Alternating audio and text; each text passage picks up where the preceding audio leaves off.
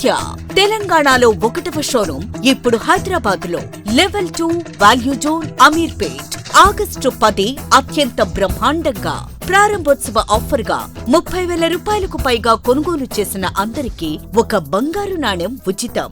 మన సత్య.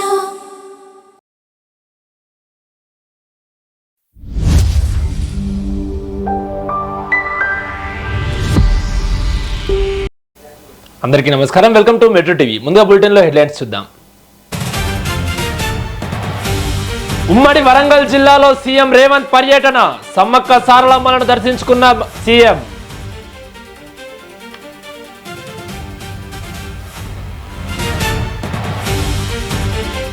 రేపు తెలంగాణ బీజేపీ కీలక సమావేశం, క్షేత్రస్థాయిలో పార్టీ బలోపేతంపై భవిష్యత్ కార్యాచరణ.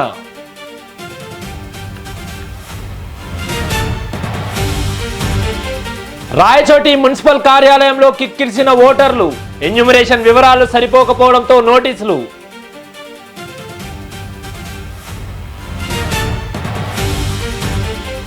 యారాడ బీచ్ లో త్రుటిలో తప్పిన ప్రమాదం, సముద్రంలో కొట్టుకుపోతున్న మహిళను రక్షించిన లైఫ్ గార్డ్స్.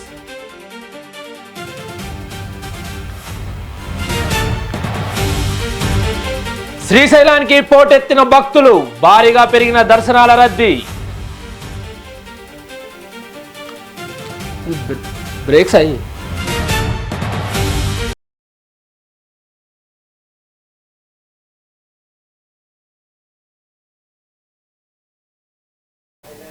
రేపు తెలంగాణ బీజేపీ ముఖ్య నేతల కీలక సమావేశం, ఎంపీలు, ఎమ్మెల్యేలు, ఎమ్మెల్సీలు, కీలక నేతల భేటీ.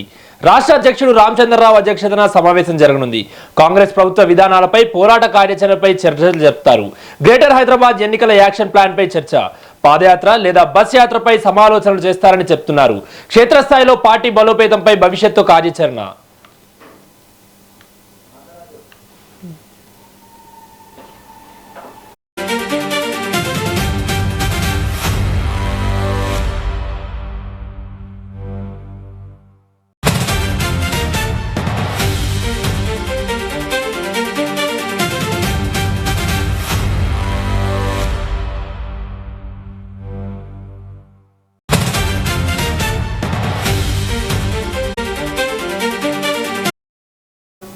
ఇక తెలంగాణ బీజేపీ రేపు కీలక సమావేశం నిర్వహించనుంది.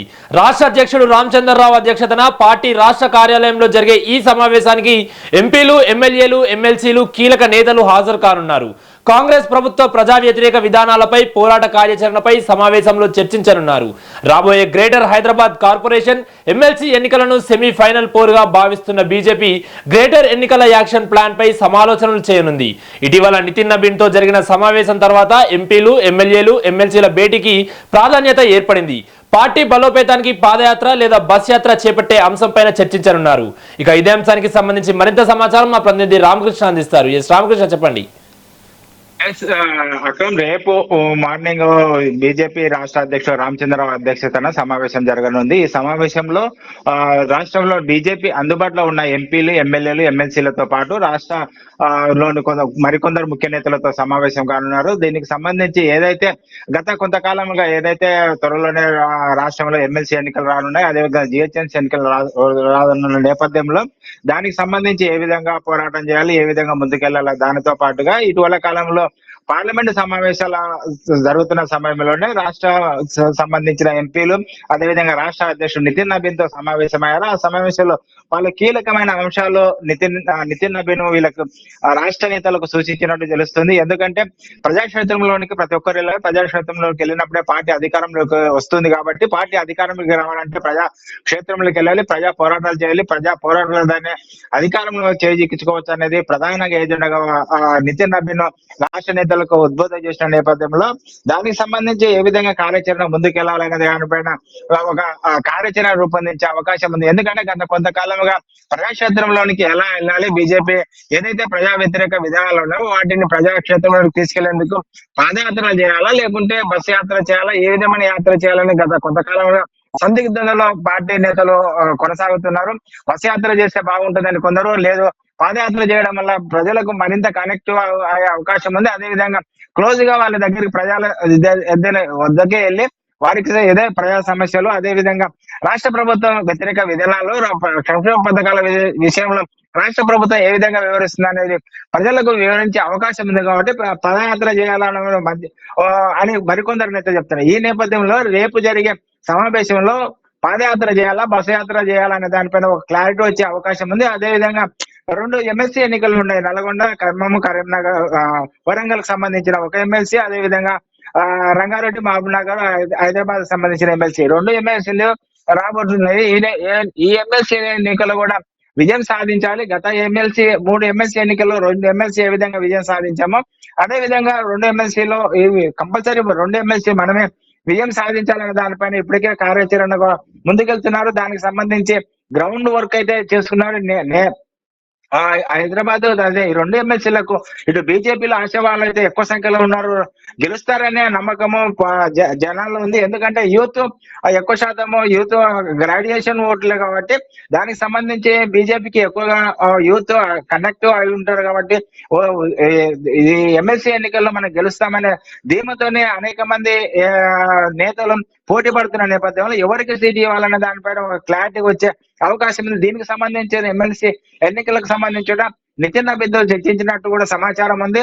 వారితో ఏవైతే ఎవరికి ఎవరు ఏ విధంగా ఉంటే రాష్ట్ర పార్టీని కొన్ని పేర్లు సూచించాలని కూడా సూచించినట్టు తెలుస్తుంది. వాటితో పాటుగా ఏదైతే జిహెచ్ఎంసీ ఎన్నికలు ఉన్నాయో ఆ జిహెచ్ఎంసీ ఎన్నికల్లో కూడా ఏ విధంగా ముందుకెళ్ళాలి, జిహెచ్ఎంసీలో చాలా సమస్యలు ఉన్నాయి, వాటిని పరిష్కరించాలి. గ్రేటర్ హైదరాబాద్ ను 3 కమిషనరేట్ గా విభజించిన నేపథ్యంలో 3 దానికి ఏ విధంగా పోటీ చేయాలి, ఎక్కడెక్కడ ఏ విధంగా ఉన్న 3 కార్పొరేషన్ గెలుచుకుంటే రాబోయే అసెంబ్లీ ఎన్నికల ఏవైతుందో వాటికి విజయం మరింతగా దగ్గరే అవకాశం ఉంది. కాబట్టి ఈ ఎమ్మెల్సీ అదే విధంగా జిహెచ్ఎంసీ ఎన్నికలను సెమీఫైనల్ గా భావించి దానికి సంబంధించి కార్యాచరణ బీజేపీ రూపొందించే అవకాశం ఉంది. రేపైతే ఒక స్పష్టత వచ్చే అవకాశం ఉంది. గత కొంతకాలంగా ఏదైతే బీజేపీ పాదయాత్ర చేయాలా, బస్ యాత్ర చేయాలా దానిపైన త్వరలోనే రేపు క్లారిటీ వచ్చి బస్ యాత్ర లేదా పాదయాత్ర ఏదో ఒకటి చేయాలి, జనంలోకి వెళ్ళాలి. ఇప్పటి నుంచే ఎన్నికల్లో 2 ఏళ్ళలోనే 3 ఏళ్ళ ముందు ఉన్నాయనే దానికంటే నిర్లక్ష్యం చేసే దానికంటే ముందు నుంచే ప్రజాక్షేత్రంలోకి వెళ్తే ప్రజా సమస్యలపై పోరాటం చేస్తే బీజేపీ ఉన్న ఏదైతే కాన్ఫిడెన్స్ ప్రజల్లో ఉందో దాన్ని మరింతగా పెంచే అవకాశం ఉందనే ఉద్దేశంతోనే రేపు జరిగే ఎంపీలు, ఎమ్మెల్యేలు, ఎమ్మెల్సీ సమావేశంలో కీలక నిర్ణయాలు తీసుకునే అవకాశం అయితే కనిపిస్తుంది అక్కడ. Right, thank you Ramakrishna.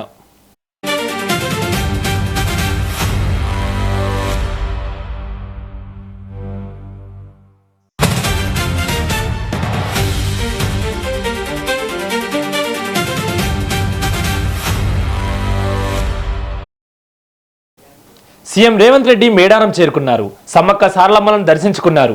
వనదేవతలకు నిలువెత్తు బంగారం, చీర, సారే సమర్పించారు. కాసేపట్లో ములుగులో 868 కోట్ల రూపాయల అభివృద్ధి పనులు పైప్లైన్ ను ఆవిష్కరించి నూతన సమీకృత కలెక్టరేట్ భవనాన్ని ప్రారంభిస్తారు. రాష్ట్ర వ్యాప్తంగా 2145 గ్రామీణ రహదారులను 7448 కిలోమీటర్ల మేర 16,000 కోట్లతో అభివృద్ధి చేసే ప్రాజెక్ట్ ఫైళ్లను కూడా ఆవిష్కరించనున్నారు. అనంతరం పరకాలలో 484.42 కోట్ల విలువైన పలు అభివృద్ధి పనులకు శ్రీకారం చుడతారు. కార్యక్రమాల అనంతరం పరకాల సంత మైదానంలో నిర్వహించే బహిరంగ సభలో సీఎం పాల్గొంటారు.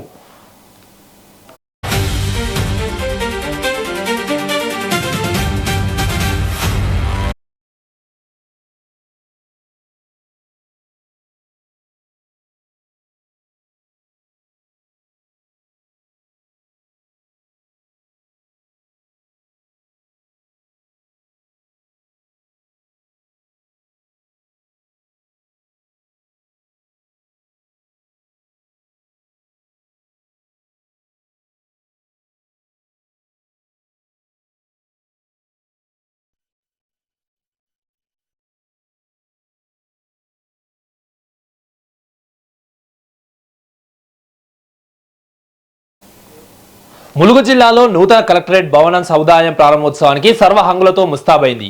సీఎం రేవంత్ రెడ్డి చేతుల మీదుగా ప్రారంభం కానుండటంతో బంతిపూల తోరణాలు సప్తవర్ణ రంగులతో ఆకట్టుకునేలా అలంకరించారు. సభా ప్రాంగణంలో అతిథులు ప్రజల కోసం కుర్చీలు ఏర్పాటు చేయడంతో పాటు ఆధునిక సౌండ్ సిస్టమ్ ను సిద్ధం చేశారు. తెలంగాణ తల్లి విగ్రహం పరిసరాల్లో ప్రత్యేక సుందరీకరణ పనులు చేపట్టారు. కలెక్టరేట్ ప్రాంగణంలో బార్కేడింగ్, పార్కింగ్, తాగునీటి ఏర్పాట్లు చేశారు.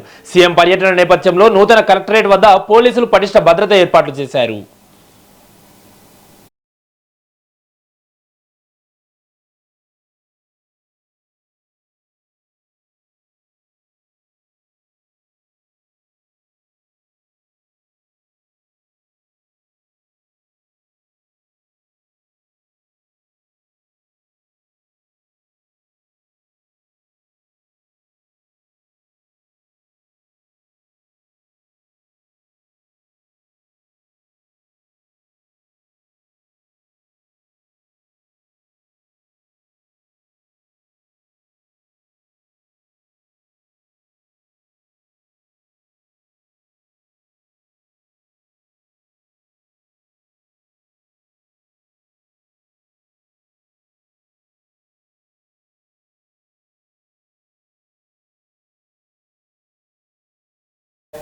అన్నమయ్య జిల్లా రాయచోటి మున్సిపల్ కార్యాలయం ఓటర్లతో కిక్కిరిసిపోయింది.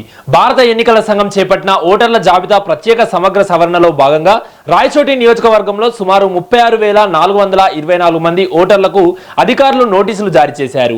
బిఎల్ఓలకు సమర్పించిన ఎన్యూమరేషన్ పత్రాల్లో వివరాలు సరిపోకపోవడం, తప్పులు, లోపాలు ఉండడంతో ఈ నోటీసులు ఇచ్చారు. నోటీసులపై విచారణ ప్రక్రియను సెప్టెంబర్ 28లోగా పూర్తి చేయాలని అధికారులు సూచించారు.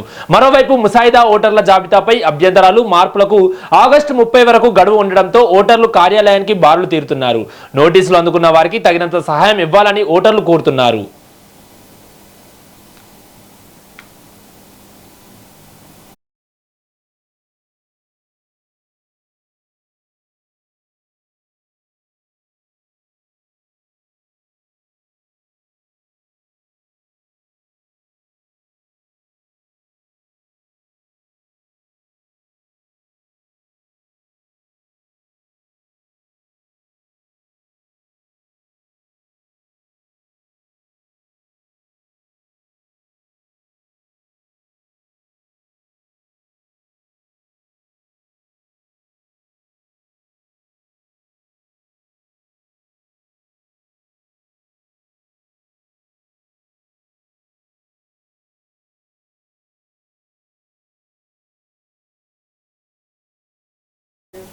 అన్నమయ్య జిల్లా రాయచోటి మున్సిపల్ కార్యాలయం ఓటర్లతో కిక్కిరిసిపోయింది.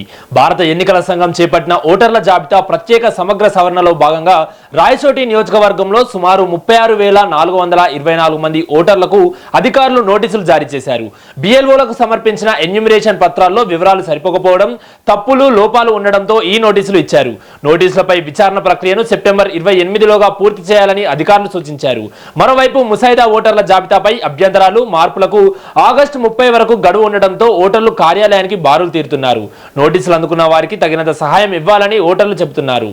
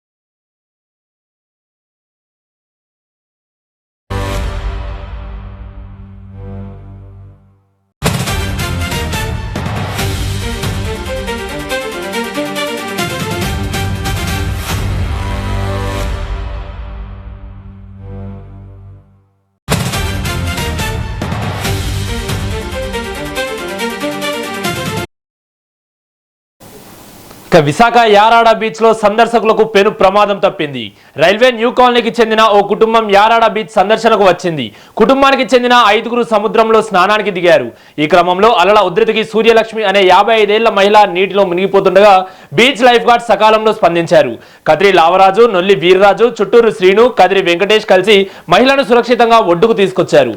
దీంతో కుటుంబ సభ్యులు ఊపిరి పీల్చుకున్నారు. లైఫ్ గార్డ్ సమయస్ఫూర్తితో వ్యవహరించడంతో పెను ప్రమాదం తప్పింది.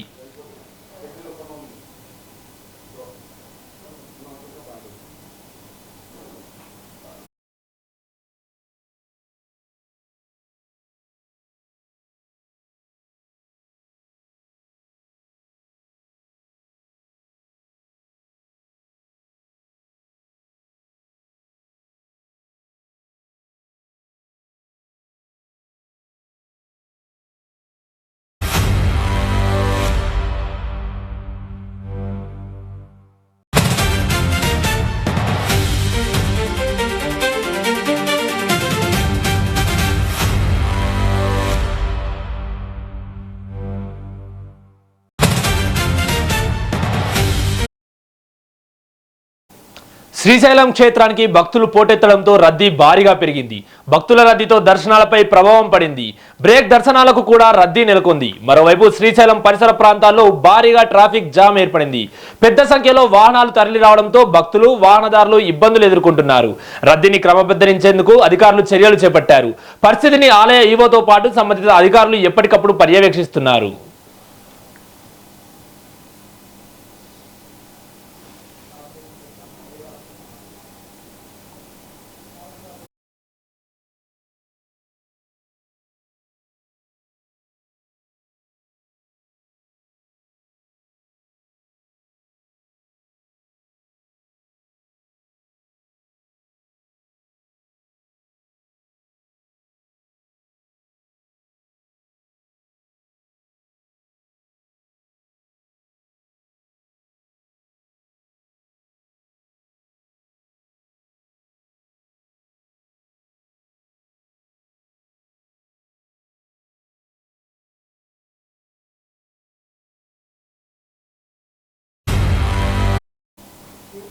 ఇక శ్రీశైలం క్షేత్రానికి భక్తులు పోటెత్తడంతో రద్దీ భారీగా పెరిగింది. భక్తుల రద్దీతో దర్శనాలపై ప్రభావం పడింది. బ్రేక్ దర్శనాలకు కూడా రద్దీ నెలకొంది. మరోవైపు శ్రీశైలం పరిసర ప్రాంతాల్లో భారీగా ట్రాఫిక్ జామ్ ఏర్పడింది. పెద్ద సంఖ్యలో వాహనాలు తరలి రావడంతో భక్తులు, వాహనదారులు ఇబ్బందులు ఎదుర్కొంటున్నారు. రద్దీని క్రమబద్ధీకరించేందుకు అధికారులు చర్యలు చేపట్టారు. పరిస్థితిని ఆలయ ఈవోతో పాటు సంబంధిత అధికారులు ఎప్పటికప్పుడు పర్యవేక్షిస్తున్నారు.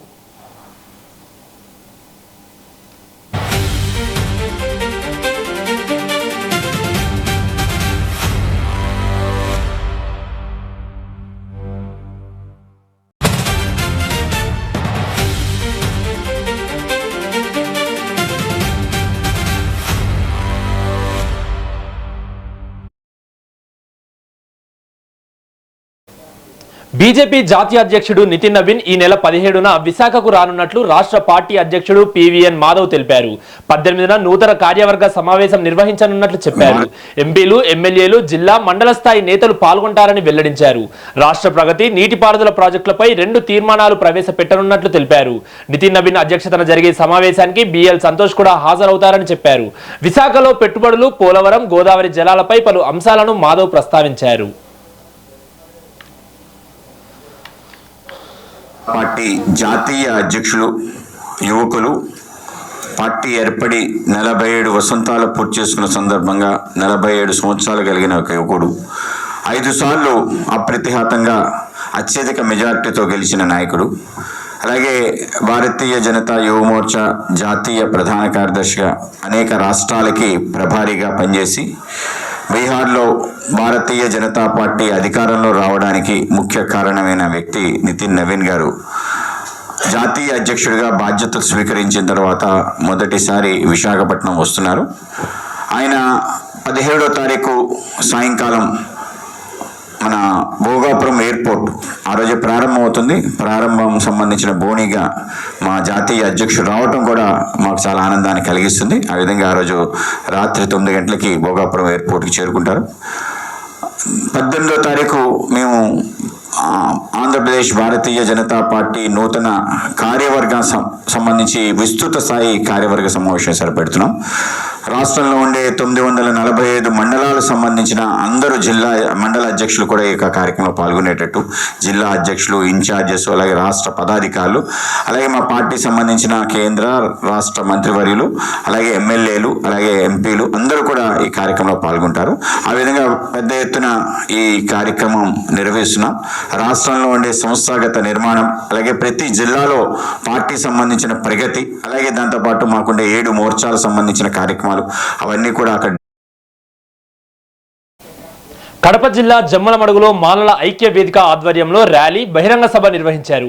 ముఖ్య అతిథిగా హాజరైన ఐక్య వేదిక వ్యవస్థాపకుడు మల్లెల వెంకట్రావు దేశానికి స్వతంత్రం వచ్చి 80 ఏళ్లు అవుతున్నా తమకు మాత్రం ఇంకా స్వతంత్రం రాలేదని వ్యాఖ్యానించారు. ఎస్సీ వర్గీకరణను తీవ్రంగా వ్యతిరేకించారు. 2029 ఎన్నికల్లో దళితులపై దోపిడీకి పాల్పడుతున్న వారి రాజకీయ పీఠాలు కదిలించేందుకు జమ్మలమడుగు నుంచే తొలి అడుగు ప్రారంభిస్తున్నామని హెచ్చరించారు. ఈరోజు జమ్మలమడుగులో జరుగుతున్న మాలల ఆత్మీయ కలయిక ముఖ్య ఉద్దేశం ఈ రాష్ట్రంలో ఉన్న 80 లక్షల మంది మాలల్ని, ప్రత్యేకించి కడప జిల్లాలో తరతరాలుగా పీడనకు అనుభవిస్తూ తమ కోసం కాకుండా ఇక్కడున్న ఫ్యాక్షనిస్టులు, భూస్వాములు, అగ్రకుల పెత్తందారుల కోసం జెండాలు మోస్తూ ఉన్న మాలల్ని వాళ్ళందరినీ సమైక్యం చేసేదానికోసం, తద్వారా ఇక్కడ ఉన్న ఏ మాల మహానాడైనా, మాల మహాసభ అయినా, దళిత సంఘాల పేర్లతో ఉన్న మాల జాతి నాయకుల్ని, ప్రజల్ని కాపాడుకునే ఉద్దేశంలో భాగంగానే ఈరోజు ఈ మాలల ఆత్మీయ కలయిక జరుగుతూ ఉంది. స్వాతంత్రం వచ్చింది, 80 సంవత్సరాల ఉత్సవాలు జరుపుకుంటుంది ఈ రాష్ట్రంలో ఉన్న అధికారం అనుభవిస్తున్న కమ్మలు, రెడ్లు, కాపులు వీళ్ళు తప్ప బీసీలకు, ఎస్సీలకు, ఎస్టీలకు, మైనారిటీలకు ఏమైనా ఈ భారతదేశం, భారత రాజ్యాంగ ఫలాలు ఇచ్చిందా అని మేము అడుగుతూ ఉన్నాం. ఆ నిరసనలో భాగంగానే ఇక్కడ ఈరోజు ఈ సమావేశం జరుగుతూ ఉంది. భారతదేశంలో ఎక్కడా లేని విధంగా ఇక్కడున్న కూటమి ప్రభుత్వం చంద్రబాబు నాయుడు, తెలంగాణలో రేవంత్ రెడ్డి అత్యుత్సాహంతో ఈ వర్గీకరణ చేశారు.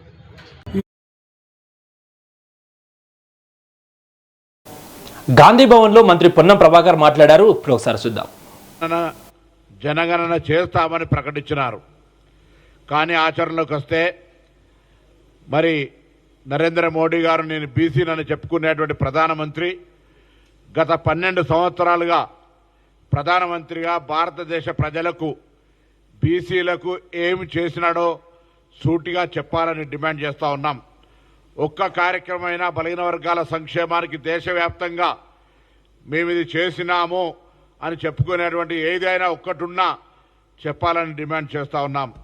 అదేవిధంగా ఈరోజు ఏప్రిల్ 1, 2025 నాడు ప్రకటించినటువంటి కుల గణన, దానికి అనుగుణంగా కులగణన చేయాలంటే 2 రకాల అంశాలకు సంబంధించినటువంటి ప్రాధాన్యత ఇవ్వాలి. పద్ధతి ప్రకారంగా గతంలో తెలంగాణ ప్రభుత్వము, బీహార్ కూడా చేసినప్పుడు కూడా ముందు హౌస్ హోల్డ్ సర్వే అంటే ఇండ్ల వారి వివరాలను తీసుకునే విధంగా ప్రక్రియ ప్రారంభిస్తాం. ఆ సందర్భంలో 32 ప్రశ్నలు ఇచ్చినటువంటి భారతదేశ ప్రభుత్వము ఆనాడు 13వ నెంబర్ కాలము దగ్గర ఎస్సీ ఎస్టీలకు సంబంధించిన వివరాలు సేకరించినారు. బీసీలకు సంబంధించినటువంటి ప్రశ్న ఉత్పన్నం కాలేదంటే ఇది మొదటి దఫా. 2వ దఫాలో తప్పకుండా కేటగిరీ వైజ్గా ఆ వివరాలను సేకరిస్తామనేటువంటి మాట చెప్పినారు.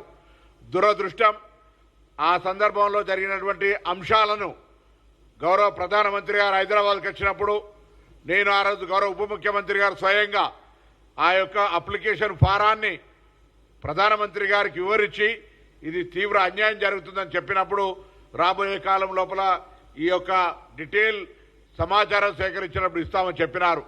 కానీ దురదృష్టం, నిన్న ఆగస్టు 15 నాడు తిరిగి 40 ప్రశ్నలతోటి దేశవ్యాప్తంగా కుల జనగణన చేయడానికి మరి ప్రశ్నలు రిలీజ్ చేసినారు. అందులో కూడా 40 ప్రశ్నల్లో ఎస్సీ ఎస్టీ తదితర అని అడిగినారు తప్ప ఓబీసీ అనేటువంటి పదాన్ని ఎక్కడ కూడా చేర్చలే. ఇది తీవ్ర ఆక్షేపణ, తీవ్రంగా ఆక్షేపిస్తూ ఉన్నాం. మీరు ఎన్నికలకు ముందు ప్రజలను లబ్ధి పొందడానికి ప్రజల ద్వారా బలహీన వర్గాల ఓట్ల లబ్ధి పొందడానికి ఏప్రిల్ 1, 2025 నాడు ప్రకటించిన విధంగా దేశవ్యాప్తంగా బలహీన వర్గాలకు సంబంధించిన వాళ్ళు ఎంత ఉన్నారు, దేశవ్యాప్తంగా ఎస్సీ ఎస్టీ మైనార్టీలతో పాటుగా అందరు ఎందరు ఉన్నారో తెలుసుకోవాల్సిన అవసరం ఉంది. నిజంగా మీకు చిత్తశుద్ధి ఉంటే ఈరోజు ఉన్నటువంటి ఏదైతే సీలింగ్ ఉందో 50% క్యాబ్ ఉందో ఆ యొక్కటి తీయాలంటే సుప్రీంకోర్టు దగ్గర ప్రామాణికమైన లెక్కలను మనం పెట్టాల్సి వస్తుంది. మీరు లెక్కల్లో వివరాలు ఓబీసీకి సంబంధించినటువంటి అంశాలు అడగకపోతే, ఈ దేశంలో బీసీలు ఎంతమంది ఉన్నారని లెక్క తెలియకపోతే, ఎస్సీ ఎస్టీ బీసీలకు కలిపి 50% దాటద్దనే క్యాబ్ ఉన్నప్పుడు దాన్ని తొలగించడానికి ఏ విధమైనటువంటి ప్రామాణికమైనటువంటి నివేదికల్ని న్యాయస్థానాల ముందు ఉంచుతారని ఈరోజు కేంద్ర ప్రభుత్వాన్ని అడుగుతా ఉన్నాం. మీకు చిత్తశుద్ధి లేదు, మీకు ఊరికైనా రాజకీయపరమైన లబ్ధి లేదా మతపరమైన అంశాల మీద ప్రేరేపించడం తప్ప ఎన్నడూ కూడా నిజంగా మీరు అటువంటి ఆలోచన చేసేటువంటి ఆలోచన ఉంటే ఓబీసీ కుటుంబాలకు సంబంధించి న్యాయం జరగడానికి సుప్రీంకోర్టు ద్వారా ఉన్నటువంటి ఒక కేసులో 50% క్యాబ్ ఎత్తేసి దేశవ్యాప్తంగా జనాభా ఎవరెంతో వారికంతా అన్నటువంటి రాహుల్ గాంధీ గారి నినాదం మేరకు ఒక ప్రామాణికమైనటువంటి తమాషా పద్ధతిలో లెక్కలు తెలవాల్సిన అవసరం ఉంది. కానీ దురదృష్టం, ప్రధానమంత్రి బీసీ అని చెప్పుకునే ప్రధానమంత్రి ఈరోజు ఈ మాట మాట్లాడతలేరు. ఈ రాష్ట్రం నుంచి ప్రాతినిధ్యం వహిస్తున్న బండి సంజయ్ అడుగుతా ఉన్నా, ప్రతి ఒక్కరు వందే మాత్రం వాడతారు, వందే మాత్రం సంబంధించి చార్మినార్ దగ్గర 1,00,000 మందితో చేస్తా ఎవడడ్డం వస్తాడు. ఇవన్నీ కాదు అంశాలు. ఇవాళ తెలంగాణ ప్రభుత్వం ఏదైతే బీసీ లెక్కలు చేసినప్పుడు ప్రామాణికమైన లెక్కలు కోర్టులో ప్రవేశపెడితే కేంద్ర వ్యాప్తంగా 50% ఉన్నటువంటి సీలింగ్ సంబంధించిన అంశానికి అడ్డం వస్తున్నటువంటి దృష్ట్యా ఆనాడు తెలంగాణ తెచ్చినటువంటి ఒత్తిడి గౌరవ ముఖ్యమంత్రి రేవంత్ రెడ్డి గారు ఈరోజు ఒక సోషలిస్టిక్ ఐడియాతో ఉంటే, బీసీ బిడ్డగా నీకెందుకు ఆ సోయి లేదు, కిషన్ రెడ్డి గారికి బీసీ ఓట్లు కావాలన్నా లేదా ఆ సోయి ఏమున్నా సరే ఇవాళ ఎవరి హక్కుల్ని మేము గుంజుకునేటువంటి ప్రయత్నం కాదు. ఈరోజు ఈ దేశంలో ఎవరెంతో తెలవాల్సిన అవసరం ఉంది. రాహుల్ గాంధీ గారు భారత్ జోడో యాత్ర సందర్భంగా చెప్పినారు, ఎవరెంతో వారికి తెలవాలి. ఎవరు ఎక్కువ అనగబడి ఉన్నారో, ఎవరు రాజకీయంగా ఆర్థికంగా సామాజికంగా నిర్లక్ష్యానికి గురైతే ఉన్నారో ఒక లెక్క వస్తే కదా వాళ్ళ అభివృద్ధి కొరకు ప్రణాళికలు తయారు చేయగలిగేదని చెప్తే, ఆనాడు ప్రకటించి ఆచరణకు వచ్చినప్పటికీ మాత్రం ఓబీసీ 40 ప్రశ్నల్లో ఓబీసీ అనే పదం లేకుండా జాగ్రత్త పడ్డారు. ఈరోజు జాతీయ స్థాయిలో ఆల్ ఇండియా ఓబీసీ సెల్ కావచ్చు, రాహుల్ గాంధీ గారు కావచ్చు, తెలంగాణ రాష్ట్రంలో ముఖ్యమంత్రి గారు, ఉప ముఖ్యమంత్రి గారు, పార్టీ ప్రెసిడెంట్గా పిసిసి అధ్యక్షులు అందరం కూడా దీన్ని తీవ్రంగా ఖండిస్తున్నాం. ఎందుకంటే ఈరోజు కేంద్రం చెప్పినట్టుగా కులగణన లోపల బీసీలకు సంబంధించిన సమాచారాన్ని సేకరించాలి. సమాచారం సేకరించకపోతే మీరు ఊరికేనే మొసలి కన్నీరు గార్చి బీసీలకు అన్యాయం చేస్తున్నారనే మాట సందర్భంగా మనవి చేస్తా ఉన్నా. ఈరోజు నిజంగా కూడా ఒకవేళ బీసీల పట్ల ఏమాత్రం చిత్తశుద్ధి ఉన్నా ప్రామాణిక లెక్కలు కావాలి. మరొక మాట కూడా ఈరోజు దేశ ప్రజల ముందు రుస్తా ఉన్నాం. మా నాయకుడు రాహుల్ గాంధీ గారు రేపొద్దున కేంద్రంలో మా ప్రభుత్వం వచ్చిన తర్వాత సీలింగ్ ఎత్తేసి ఎవరెంత ఉన్నారో వాళ్ళకంతా తామాషా ప్రకారంగా జిత్తినే ఆబాది ఉత్తినే ఇచ్చేదారి కార్యక్రమాన్ని అమలు చేస్తామనే మాట మనవి చేస్తా ఉన్నాం. ఇది భారత ప్రభుత్వం, ఇప్పుడున్నటువంటి ప్రభుత్వం 1 నవంబర్ 2025 కంటే ముందు కులగణనకు మేము సిద్ధంగా లేము, చేయమని సుప్రీంకోర్టు అఫిడవిట్ ఇచ్చింది. రాహుల్ గాంధీ గారు భారత్ జోడో యాత్ర తర్వాత దేశ ప్రజల ఆకాంక్షకు అనుగుణంగా ఆనాడు ఒక ఊర్తిగా నీటి మీద చల్లినట్టుగా ఏప్రిల్ 1 అందరూ ఏప్రిల్ ఫూల్ అంటారు. ఏప్రిల్ 1ని మనం గతంలో, ఇప్పుడు మళ్ళీ బీజేపీ యావత్ దేశ బలహీన వర్గాలను ఏప్రిల్ ఫూల్ చేసినట్టుగా ఆనాడు ప్రకటన చేసింది. ఇవాళ ఇచ్చినటువంటి ఆనాడు ఇండ్ల సర్వేకు సంబంధించిన ప్రశ్నల్లో కానీ, నిన్న 15 ఆగస్టు రోజు ఇచ్చినటువంటి 40 ప్రశ్నల్లో కానీ ఓబీసీ ప్రస్తావన లేదు.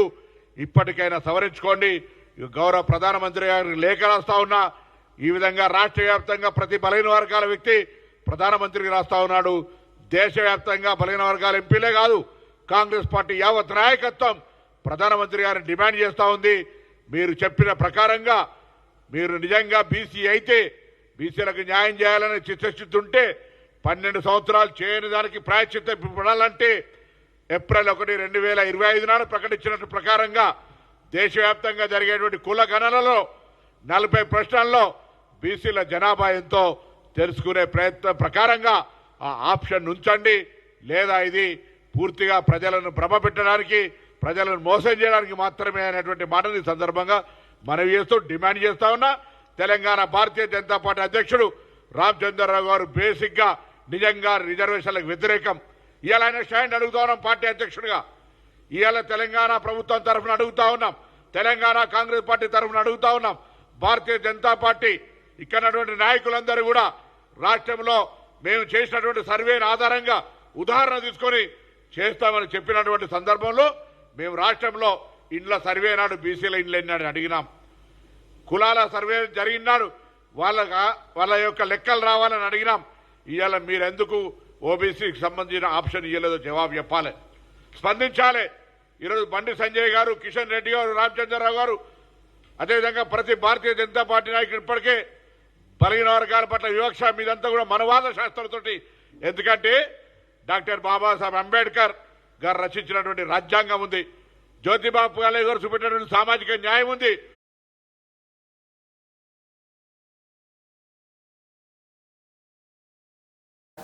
ఇవి బుల్డ్ అప్డేట్స్ చూస్తూనే ఉండండి మెట్రో టీవీ.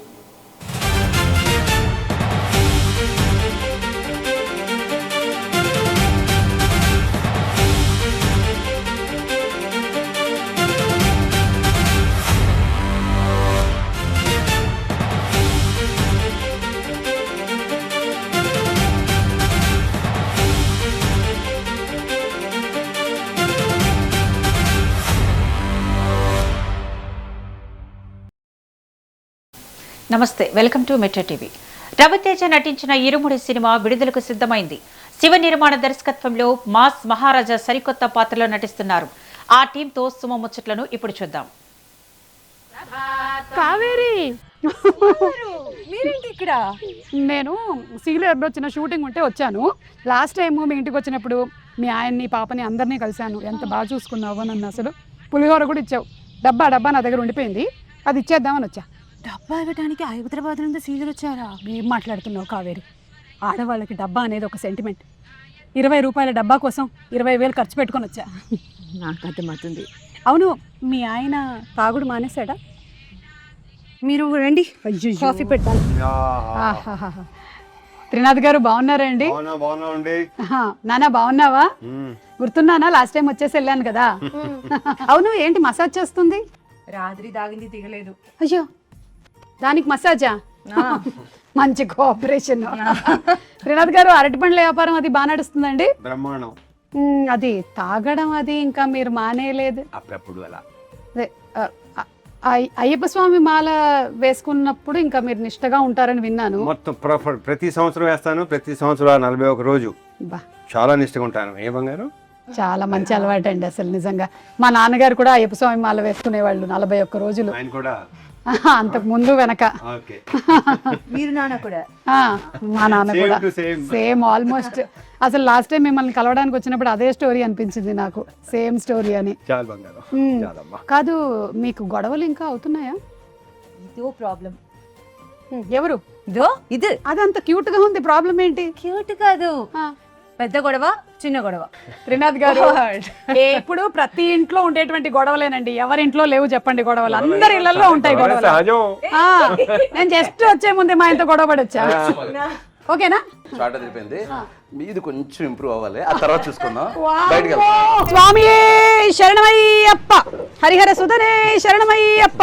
ఆ స్వామి ఆశీర్వాదంతో ఇవాళ ఇంటర్వ్యూ మొదలు పెట్టేద్దాం.